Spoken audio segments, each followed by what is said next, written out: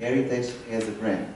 Yes. But at the same time, during all morning I was listening here and downstairs the presentations, and I really decided to change a little. It's the same subject, but we can read what it is here. But I want to give really my opinion about something that I think it's really important. You know, that it is about the concept of heritage. Until this moment, what I feel here and in many, many conferences is that in all places when we talk about heritage, we are always thinking about very old things. Of course, we should protect them. Of course, they are our heritage.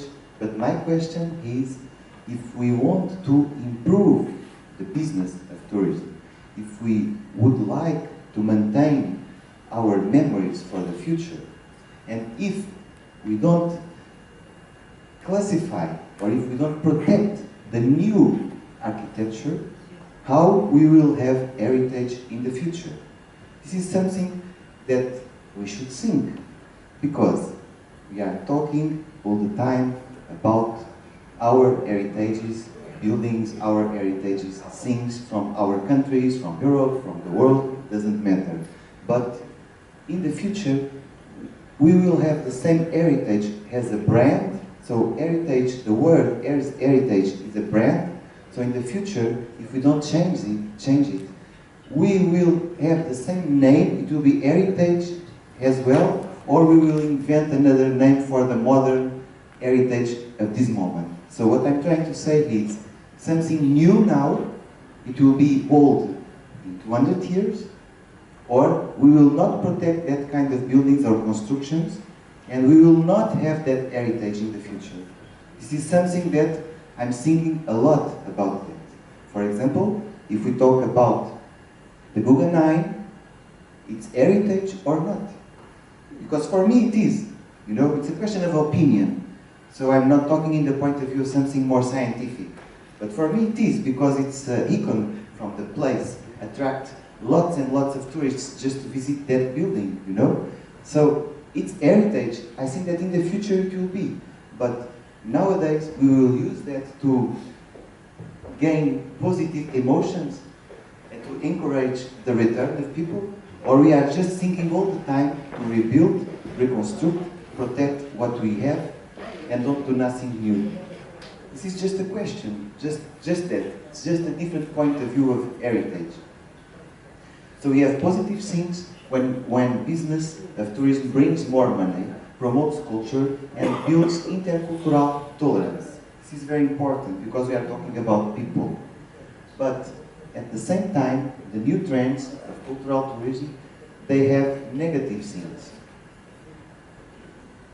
They destroy infrastructures, violate local customs, and raise prices. This is something very important too. Here in Florence, for example, we see that the infrastructures could be destroyed if we each year have more and more tourists.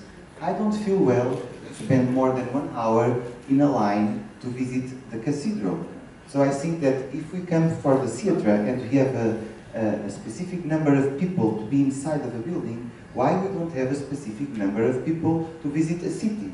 Because then I cannot feel the place. I cannot even see the floor. New solutions, okay. For some kind of new positions in the point of view of tourism, we can use virtual reality.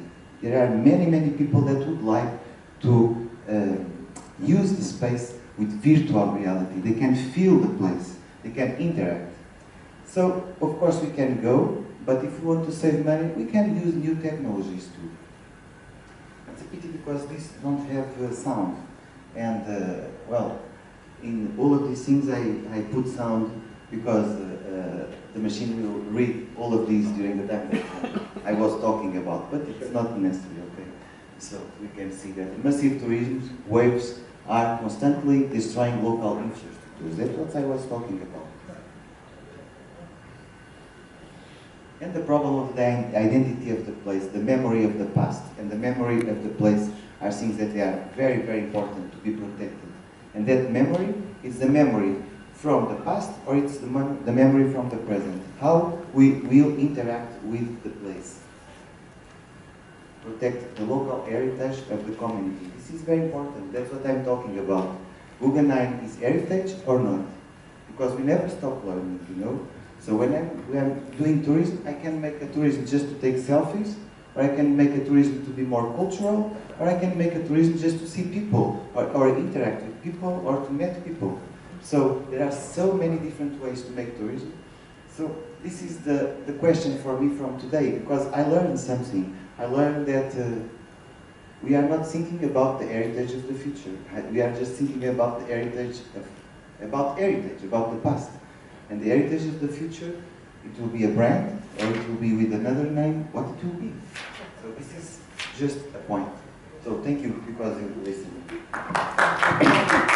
Thanks again for your second speech, and it's interesting what you said. It's like a position paper. So what we have to, we should know exactly which kind of word we have to use and the meaning, and if we can use for everything, or if we can, if we should ask ourselves the importance to have other categories and to use in an appropriate way in terms of research, in terms of course, of presentation and information. Well, now we have a